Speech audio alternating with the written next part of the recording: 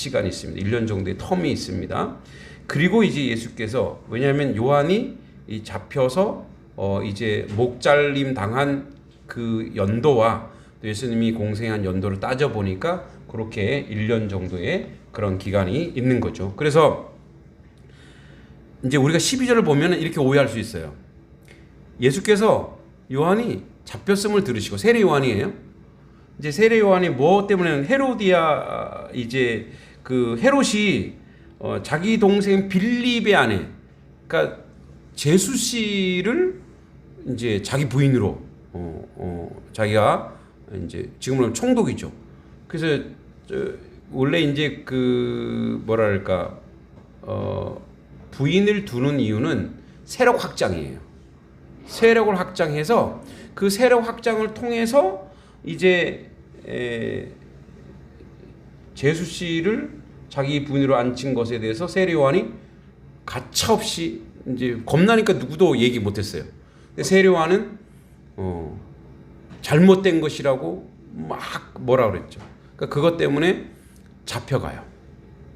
그리고 그 헤로디아가 자기 딸 살로메를 시켜서 이제 목을 자르죠. 예, 우리가 요한복음 보면 나오죠. 그러니까 이제 그 전에 목 잘리기 전에 세례 요한이 잡혔어요. 그래서 잡혔는데 요한이 잡혔음을 들으시고 갈릴리로 물러갔다. 이렇게 되니까 예수님이 요한을 잡힌 걸 보고 예수님이 좀 몸을 사리시네? 이렇게 오해할 수 있어요. 근데 여기 원어를 잘 봐야 돼. 그러니까 물러가셨다가가 아니라 갈릴리로 돌아가셨다 이런 뜻이에요. 갈릴리로 돌아가셨다. 원래 자리로 가셨다 이렇게 해야 돼요. 그러니까 세례 요한은 이거 한번 넘겨볼까요? 우리 지도를 좀 보면 좋아요. 여기 이제 여기 지도를 보면 지도에 갈릴리가 있죠. 저 위에 갈릴리. 그리고 그 밑에 나사렛이 있죠. 그 예수님께서 뒤에 나오지만 나사렛, 가버나움, 갈릴리. 그러니까 가버나움 그다음에 나사렛에서 가버나움을 갔다 그래서 그러면 갈릴리는 다른 데고 그 나사렛이나 가버나움은 지명이 틀린 걸로 알지만 이런 거예요. 양평에 여러분 원래 제가 어저께 들었더니 양평이 양동과 지평을 합쳐서 양평이라며요. 그 원래 양평은 이쪽이 원래 중심이었네, 그죠? 저쪽이 아니라 그 양평에 지평이 있고 양동이 있는 거죠. 그 양평에 지평이고 양동이 있는 것처럼 갈릴리로 갔다라고 하는 것은 예수님이 나사렛에서 자라시고 또 가버나움에서 사역하시고 이거 다 어디서 했네? 갈릴리 지역에서 했다라는 뜻이에요. 그러니까 여기서 갈릴리로 물러가셨다가 이게 어떻게 보면 도망간 것처럼 여기죠. 그게 아니고 세례 요한이 잡힌과 동시에 예수님이 이제 사역을 거기서 해야 된다고 하는, 그러니까 세례 요한은 좀 세례 요한한테 미안해요. 이제 끝난 거예요, 사역이.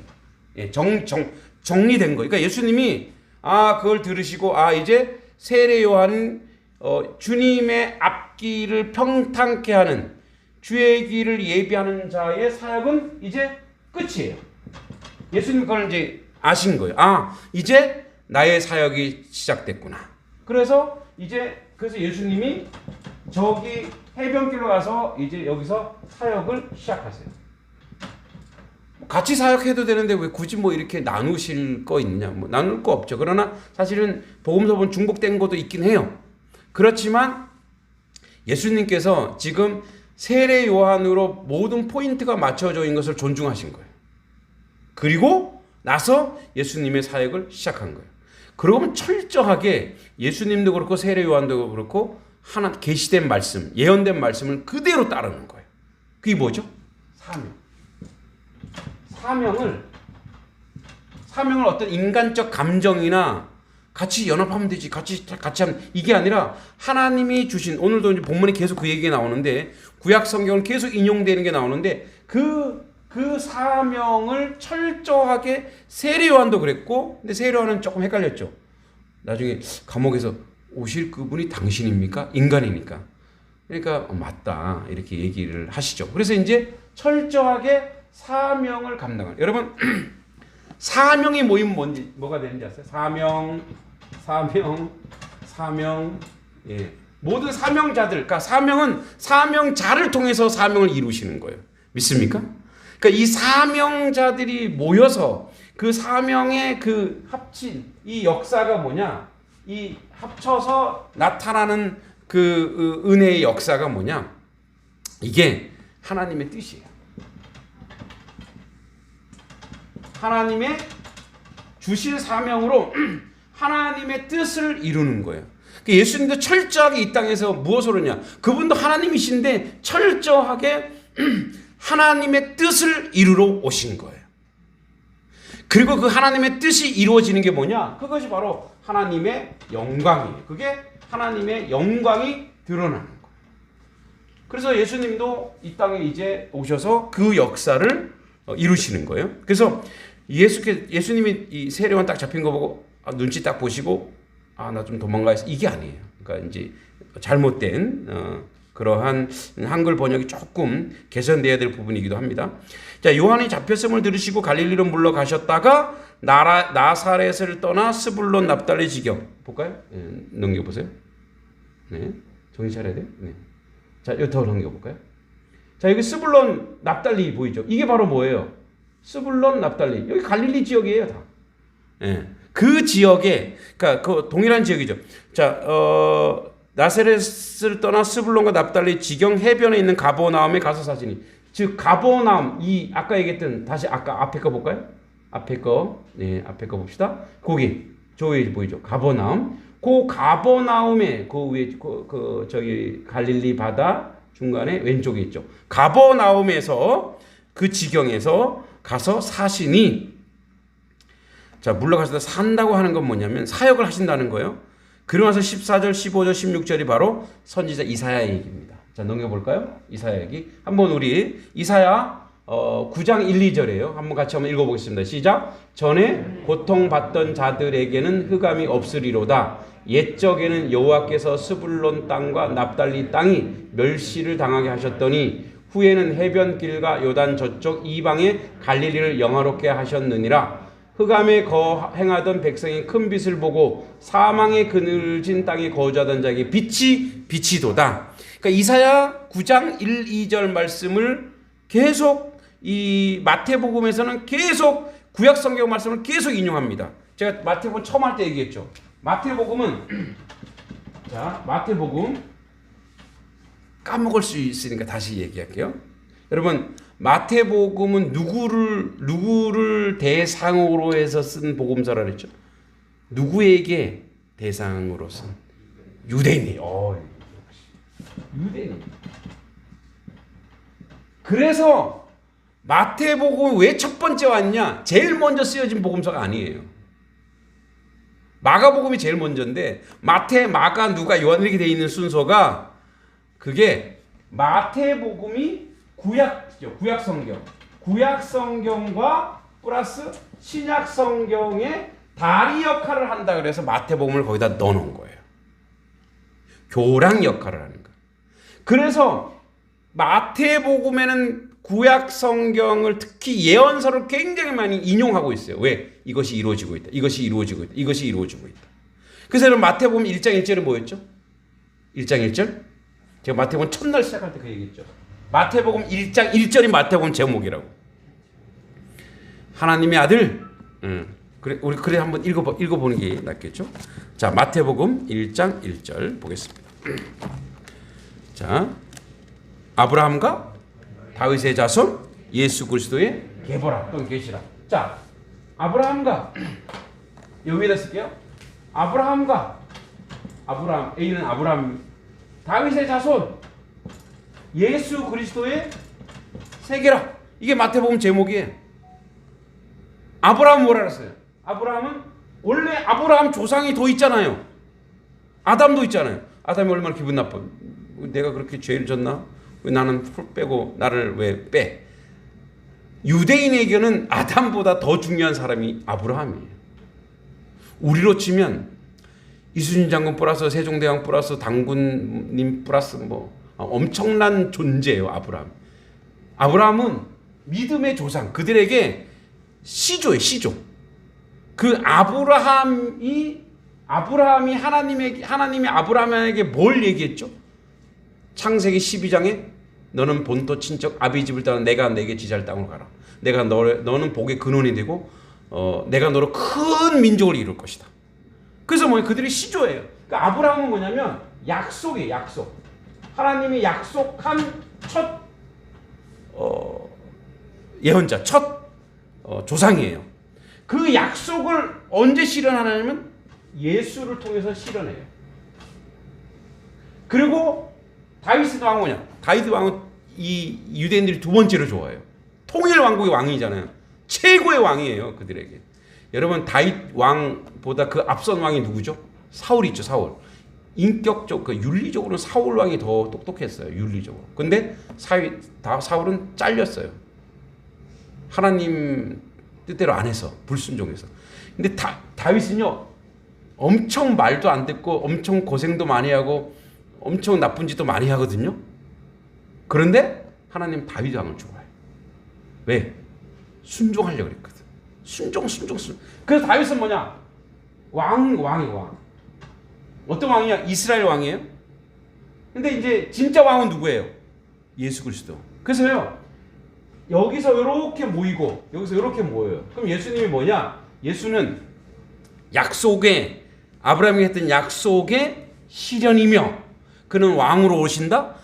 다윗, 이렇게 왕으로 오시는데, 다윗은 그냥, 이스라엘 왕이지만, 이분은 전 세계의 샬롬 왕이다. 그래서 그가 오는 내용은 이분은 왕으로 오신다. 그는 어떤 분이냐? 하나님의 말씀을 실현하시는 분이다. 그게 지금 계속 하나님의 말씀, 마태복음 하나님의 말씀 실현하고 있잖아요. 계속 실현하고 있는 거예요. 그래서 어떻게 예수님이 저기 가서, 그 가버나움 지역에 가서, 갈릴리 해변에 가서, 우리 이제 갈릴리 바다 좀 볼까요? 네.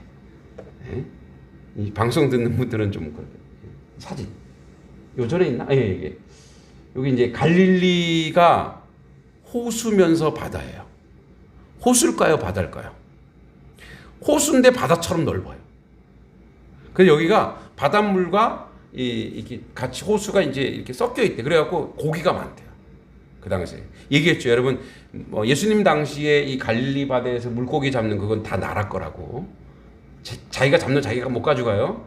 그거 잡아서 거기서 몇 마리 그냥 집에 가져가는 거예요. 이건 다 나라 거였어요, 그 당시에. 다 가난한 사람들이죠. 그러니까 어부들이 그렇게 가난했어요. 여러분, 우리나라에 어부 배 한 척 있으면 어때요? 거부잖아요. 잘 살잖아요. 그러니까 그런 개념이 아니에요, 그들이. 그러니까 이 갈릴리 이 근방에서 주님이 복음을 전하는데, 이 근방이 어떤 근방이냐? 바로 변방이고 소외된 지역이에요. 자, 우리 거기 뭐가 있냐면,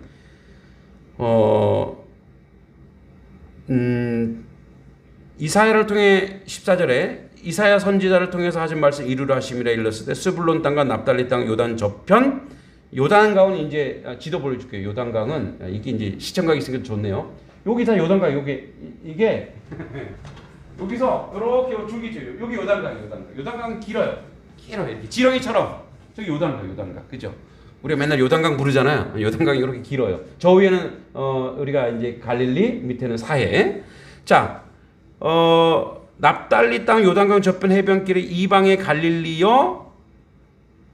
자, 요 곳이 여러분 그 갈릴리라고 하는 이 지명, 이 땅이 이런 의미가 있어요. 이 땅이 그러니까 어떤 의미가 있냐면,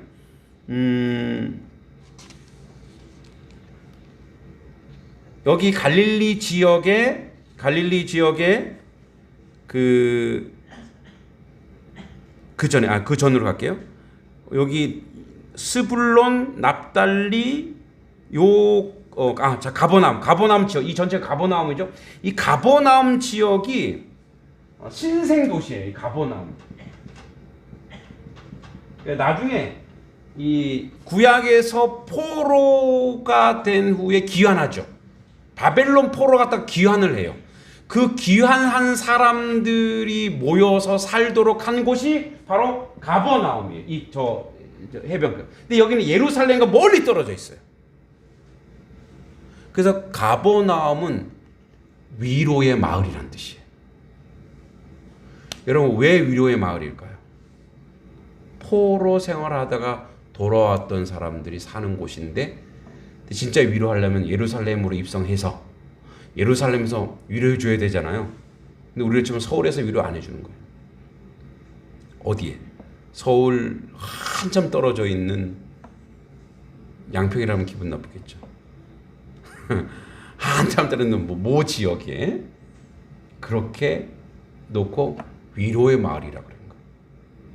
그러니까 사실은 소외된 곳이에요. 왜 그랬겠어요? 나라가 약해서 포로돼서 귀환했는데 정작 나라에서는 어떻게 하는 거예요? 그 사람들을 이방의 문화, 이방에 가와 있던 사람이다. 그래서 못 오게 하는 거예요. 왜 옛날에 우리나라가 청에 붙잡혀 가서 특히 연약한 여인들이 붙잡혀 가서 돌아와서 청계천에서 거기 청계천이 그래서 그 몸 씻으라는 해서 청계천이잖아요. 거기서 도성으로 못 들어오게 했어요. 그리고 그들을 뭐라고 불렀어요? 그러니까 그 나라에서 할 짓이에요. 그게. 나라가 약해서. 그러니까 나라가 약하면 어떻게 해요? 고통받는 사람은 여자와 아이들이잖아요. 그러니까 여기도 마찬가지. 그래서 이 땅이 그래서 무슨 땅이에요? 흑암에 앉은 백성. 그리고 뭐예요? 사망의 땅 그늘이 많은 자였어요. 여기에 세상의 왕이신 샬롬의 왕이신 예수님이 여기부터 가시는 거예요. 여러분 예수님이 변방에부터 쭉 가서 나중에는 어디서 돌아가세요? 예루살렘 입성하여 거기서 골고다 언덕에서 돌아가세요. 그러니까 예수님은 낮은 곳에서 빛이 되시고 어두운 곳에 빛이 되셔서 세상의 힘과 왕들에 있는 그 자리에 가셔서는 십자가에 못 박아 돌아가세요. 예수님. 자, 이제 그런 배경이 그 안에 있다는 걸 알고 그래서 이사야 선지자가 이 얘기하는 거예요. 저기가 이런 변방이 뭐가 된다? 이 진짜 위로. 그러니까 이 그 가버나움이라는 곳이 진짜 명칭처럼 위로가 있을 것이다. 누구를 통해서? 오늘 말씀 제목이 뭐죠? 오시는 하나님을 통해서. 하나님이 오신 거예요. 여러분, 주님 그래서 어디에 오실까요? 가난하고 고통받고 소외당하고 아픈 그런 사람에게 주님은 오시는 거예요. 빛으로 오시는 거예요. 그래서 주님은 항상 우리에게 관심이 있으세요. 연약한 우리, 고통받는 우리. 그래서 흑암이 있는 곳에, 그늘진 곳에, 사망이 있는 곳에 빛으로 오셔서 사망을 무너뜨려요. 이제 오늘의 가장 좀 핵심적인 말을 좀 할게요. 오늘 제목이 오시는 하나님인데 지난번에도 우리 세례요한 할 때 한 말씀 제가 함께 나눴던 그런 내용입니다. 오시는 하나님.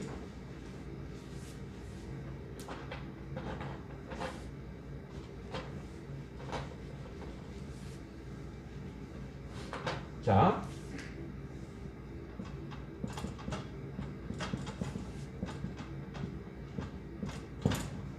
천국은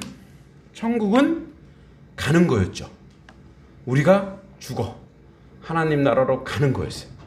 천국은 가야 되는 곳이었어요. 물론 완성된 그 천국에 갈 거예요. 이런 걸 믿습니까? 우린 갈 거예요. 그런데 갈 때 혼자서 못 가요. 여러분 우리가 나 천국 가야지 하고 오늘 죽으면 우리 천국 갈 수 있나요? 혼자 절대 못 가요. 그래서 데려가야 돼요. 누군가가 우리를 데려가야 돼요. 옛날 전설의 고향에 보면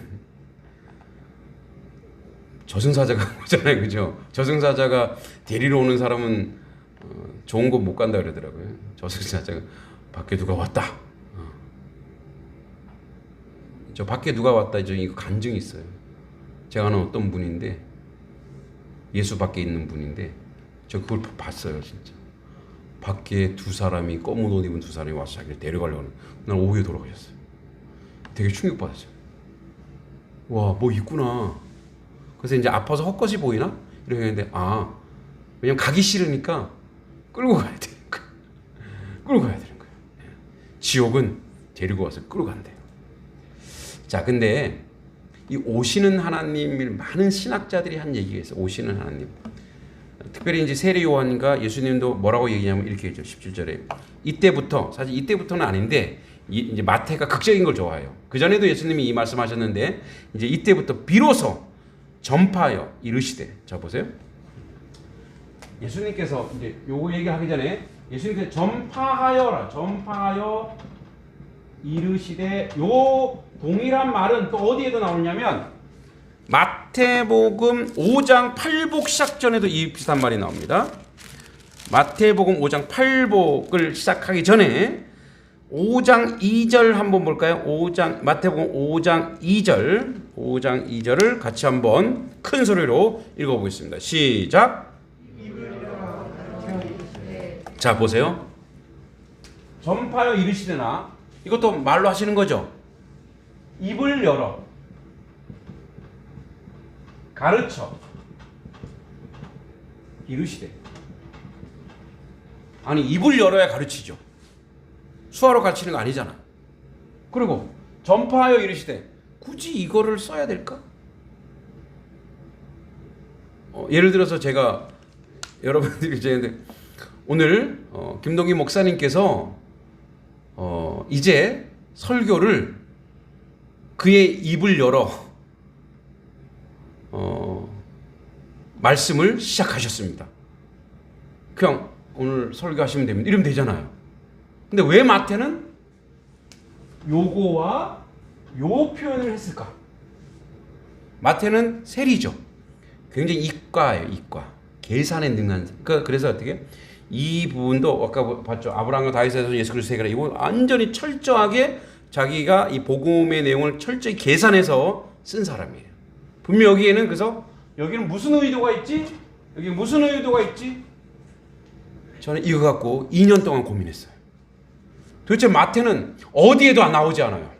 어떤 목사님도 이런 표현이 없더라고요. 이렇게 얘기하면 저만 잘난 것 같은데 그렇지 않습니다. 하나님이 인사이트를 주셨어요.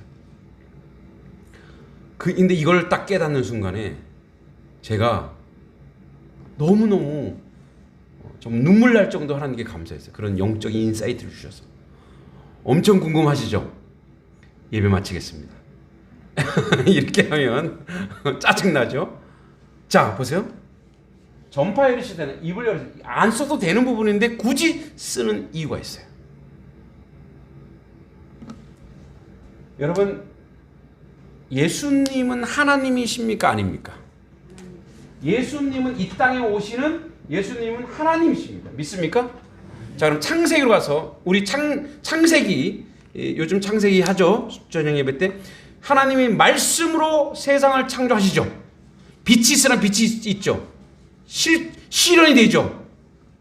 예수님도 하나님이세요. 예수님이 뭔가를 전파하면 그것이 실현된다는 거예요. 믿습니까? 그러니까 마태 8복도 신명기 가라는 자는 그 복음 중에 복음이에요. 나중에 이제 8복을 다 해석할 텐데, 복음 중에 복음인 8복을 얘기할 때 5장, 6장, 7장, 8장이 다 뭐 얘기냐면 제자들한테 양육하는 건데 이렇게 얘기해요. 제자들의 뭐 얘기하냐면, 너희는 신명기 가라는 자 쭉 얘기하다가 마지막에 핵심적인 뭐냐면 이렇게 얘기해요. 5장 11절에 나로 말미암아 너희를 욕하고 박해하고 거짓으로 너희를 거슬려 모든 악한 말을 할 때 너희에게 복이 있나니 기뻐하고 즐거워라. 너희 핍박받을 때 기뻐하고 즐거워하래요. 아니, 말이 돼요? 핍박받을 때 뭘 기뻐하고 즐거워해요? 본능적으로 핍박받으면 어떻게? 같이 싸워야지. 근데 너희가 핍박받을 때 기뻐하고 즐거워할 수 있게끔 내가 영을 창조할 것이다. 거룩한 성령이 그렇게 되도록 만들 것이다. 하나님 아버지께서는 만물을 창조하셨지만 그의 아들 예수 그리스도께서는 성령을 통해서, 성령을 창조한 건 아닙니다. 성령을 통해서 우리 속에 들어오셔서, 성령이 우리 속에 들어오셔서 이 하나님의 이 기록된 이 말씀대로 우리가 살도록 그렇게 만들어 버리고 말겠다라는 거예요. 믿습니까? 그래서 믿음이라고 하는 것은 뭐냐면 예수 그리스도를 통해서 하나님의 영이 내 안에 들어와서 이대로 이제 이 성경 말씀 그대로 실현되더라 이거. 그러니까 그래서 입을 여는 거 누가 입을 열냐? 하나님이 입을 열었어요. 그리고 이르셨어요. 그리고 뭐예요? 이게 그대로 실현될 것이다라고 하는 내용이에요. 그래서 여러분 말씀을 보면서 아 이게 나한테 실현되는 거구나. 그게 은혜예요. 믿습니까? 그래서 창조주 하나님께서는 만물을 창조하셨고 그의 아들 예수 그리스도는 이 땅에 죄를 사러 오셨기 때문에 죄악을 이긴 상태의 거듭난 인생을 창조하신다 이거예요. 믿습니까? 누가? 예수께서. 여러분들을 그렇게 거듭나고 여러분들 그렇게 회복되고 여러분들 성화되도록 그렇게 만들어버리고 말겠다가 하나님의 뜻입니다. 여러분 고집은 몇 년입니까?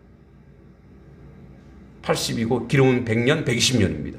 하나님의 고집은 알파와 오메가입니다. 여러분 이미 졌어요. 하나님의 고집에.